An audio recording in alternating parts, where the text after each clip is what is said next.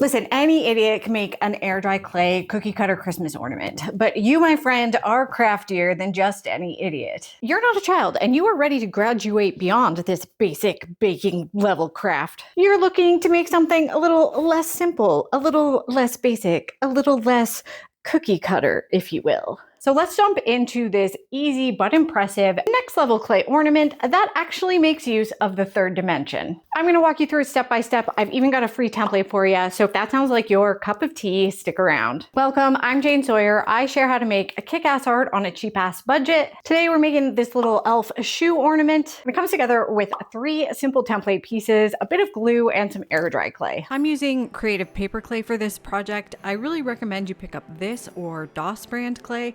I have both linked in my Amazon storefront and they're equally good. On these projects, I'll often get some questions like, can I use this or that clay? But I recommend these 2 brands specifically because they're made with a lot of paper fiber, which means you can use glue to attach it to itself. It doesn't crack much when it's drying and it doesn't dry brittle. This isn't a sales pitch for the clays or anything, I just can vouch that this one is gonna work for you.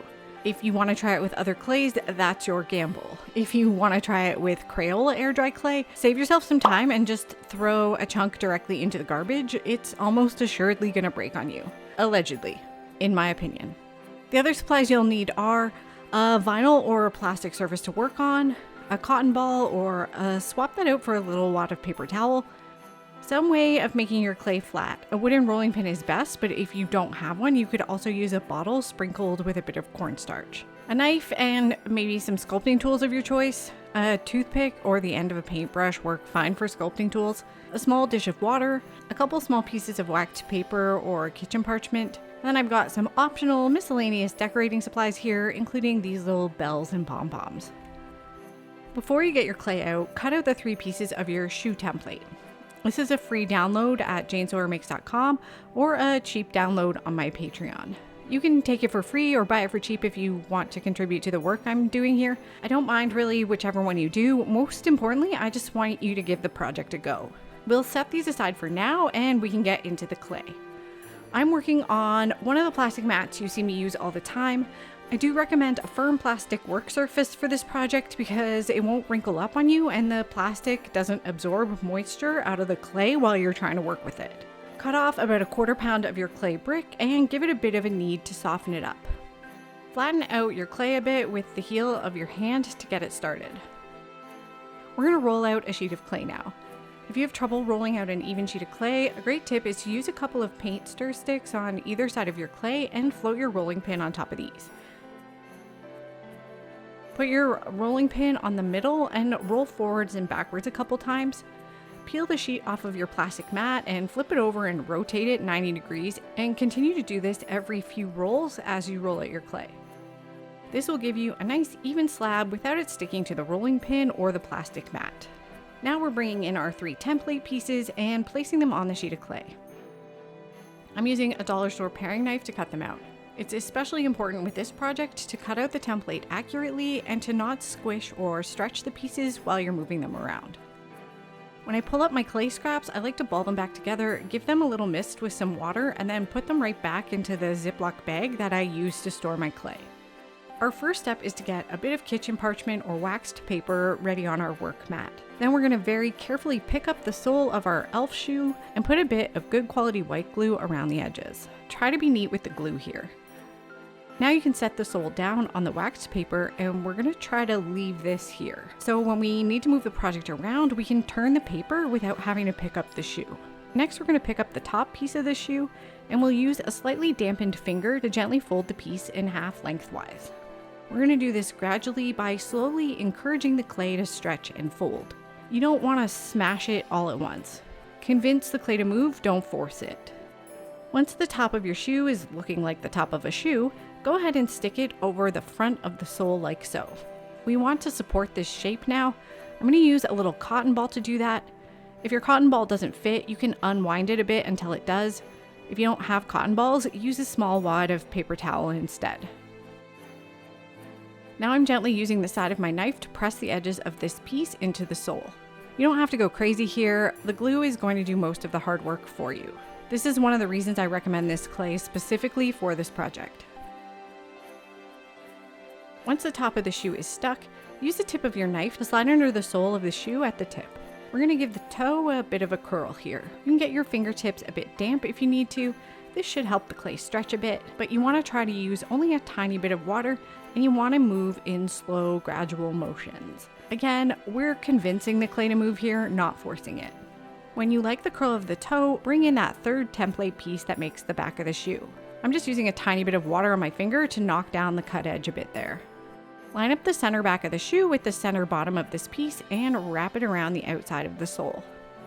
Use your fingertips to make sure it's attached to the glue you placed earlier. When you get to this point, you're going to put a bit of glue on the inside of these flaps here. Gently push those down onto the top of the shoe. If we didn't have the cotton ball in there for support, you'd probably collapse the shoe here. That's why it's important. We're going to use the side of our knife blade to go around the base of this new piece again, just to make sure it's well stuck on there. Again, we've got to be gentle. We don't want to mess up that sole piece that's still really soft.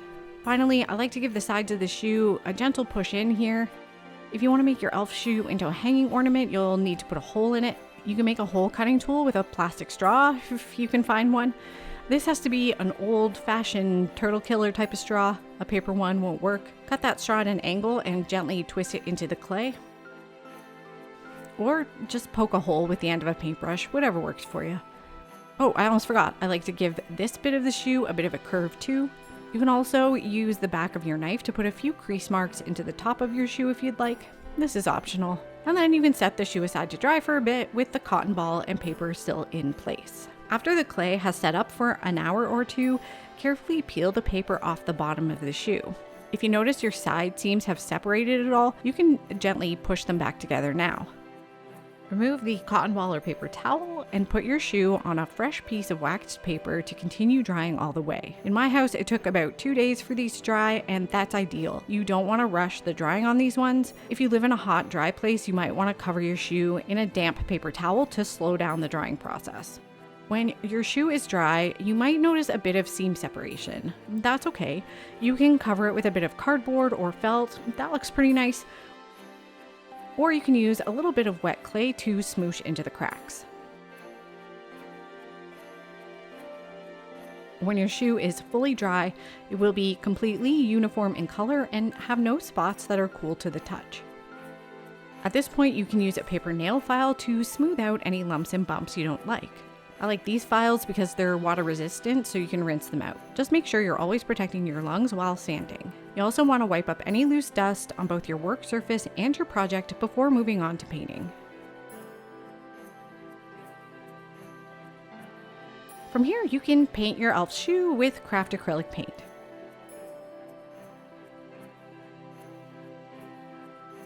I got a little carried away making samples for this project here. I like to use a little pom-pom or something to glue over these flaps like a little shoe buckle. This one is a little bead I had in my stash. Then I used a bit of ribbon or cord through the hole to make the hanging loop. And here they are, all my finished little elf shoes. What do you think of them? Give this video a like if you think I did a good job. I personally think these are so much cooler than a basic cookie cutter ornament, if I'm allowed to hype myself up a bit here. You can hype me up too by hitting that hype option if you wanna. Subscribe for more kick-ass art on a cheap-ass budget. Again, you can get that template at janesawyermakes.com or on my Patreon. Those are, of course, both linked in the video description. Follow me on the socials. I'm at janesawyermakes everywhere. Go make a tiny shoe, and I'll see you on the next one.